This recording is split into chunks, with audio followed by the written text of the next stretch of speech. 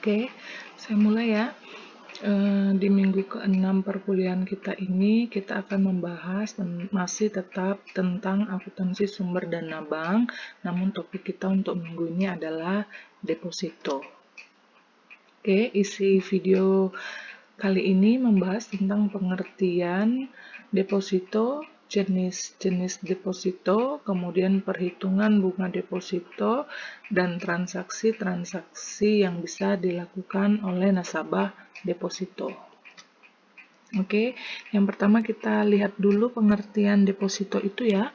Menurut Undang-Undang Nomor 10 Tahun 98, bahwa deposito adalah simpanan yang penarikannya hanya dapat dilakukan pada waktu tertentu berdasarkan perjanjian nasabah penyimpan nasabah penyimpan dengan bank. Oke, jenis-jenis deposito yang pertama adalah deposito berjangka, itu yang akan fokus kita bahas untuk minggu ini. Sementara dua lagi itu adalah deposit on call dan certificate of deposit atau sertifikat deposito. Dua jenis ini akan kita bahas di minggu perkuliahan ke-7 ya. Jadi kita mau bahas dulu yang pertama adalah deposito berjangka. Oke, apa itu deposito berjangka?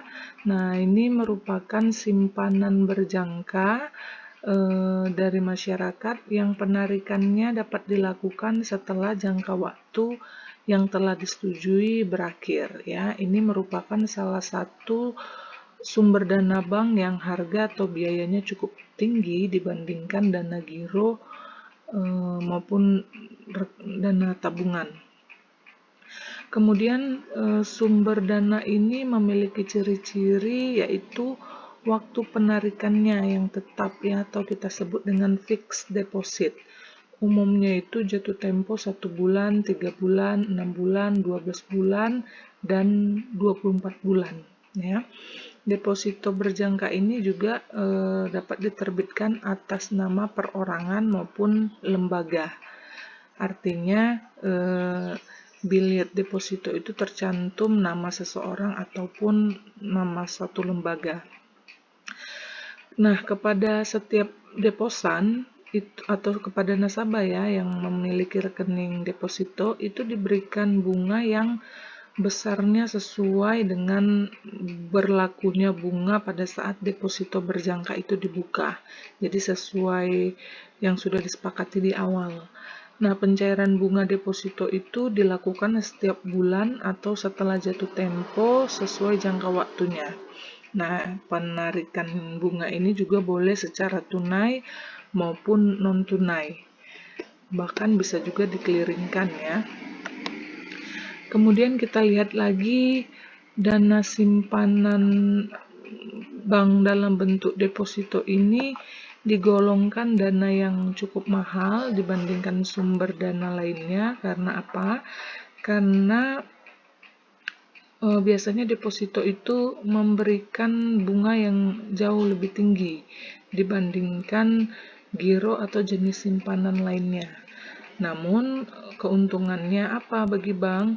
Keuntungannya itu penyediaan likuiditas untuk kebutuhan penarikan dana ini hampir dapat diprediksi secara akurat karena sudah ditentukan dananya ini tidak boleh diambil sampai jangka waktu berapa dan kalaupun diambil bunganya berapa.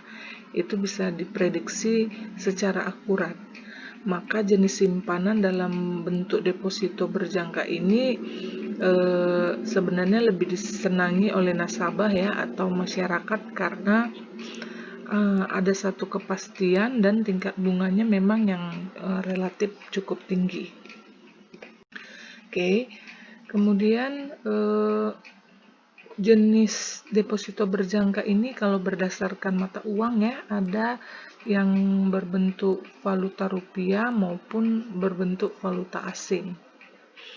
Oke.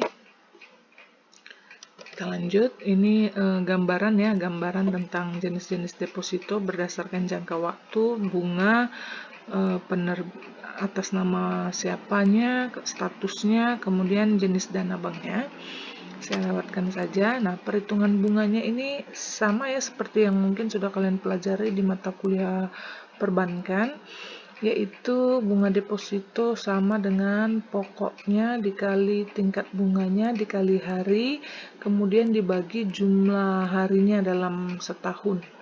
Ya, biasanya sih 365 ya. Tapi ini nanti kalian lihat saja sesuai soal ditentukan berapa dalam setahunnya itu, berapa hari. Kita lihat langsung contohnya. Seorang nasabah atau deposannya mendepositokan uangnya sebesar 1 juta di Bank Angkasa. Suku bunganya 7%, kemudian jangka waktu 30 hari. Nah, berapa bunganya? Itu langsung saja dimasukkan rumusnya ya. Pokoknya 1 juta, bunganya 7%, kemudian dikali 30 hari. Oke, nah jangan lupa bunga bank itu kena PPh final ya. 4 ayat 2 itu nilainya 20%. Ya, kalau bukan bank, bunga yang non bank, bunga yang berasal dari perusahaan swasta misalkan atau dari badan yang bukan bank, itu dia kenanya 15% ya, pasal 23. Maka bunga bersihnya menjadi 5753 dikurangi 1152 karena ada pajak bunga bank. Oke, ini saya lewatkan saja ya. Lihat saja contohnya, karena kita sertifikat deposito itu akan kita bahas di minggu ke-7. Oke, transaksi apa saja yang bisa dilakukan nasabah deposito? Sama ya, hampir sama kurang lebih dengan nasabah tabungan maupun giro. Yang pertama, penarikannya dalam hal ini penarikan bunga ya, itu diambil secara tunai bisa di kantor cabang nasabah atau dipindah bukukan ke rekening lainnya dalam bentuk rupiah maupun dolar juga bisa, misalkan mau dipindahkan ke rekening tabungan dari deposito ke tabungan itu bisa, tabungan rupiah ataupun dolar sama-sama bisa ya. Kemudian dikliringkan ke rekening rupiah atau dolar juga bisa, atau ditransfer ke bank lain juga bisa.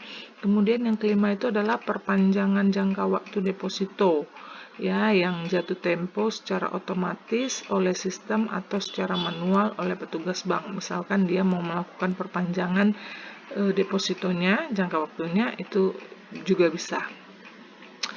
Oke, saya rasa cukup ya, itu saja untuk materi kita minggu ini.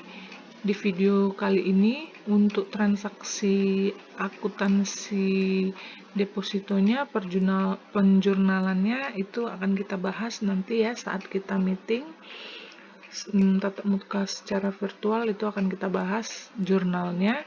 Kurang lebih sama seperti giro maupun tabungan, kalian pelajari dulu dari modul ya, slide saya tentang penjurnalannya.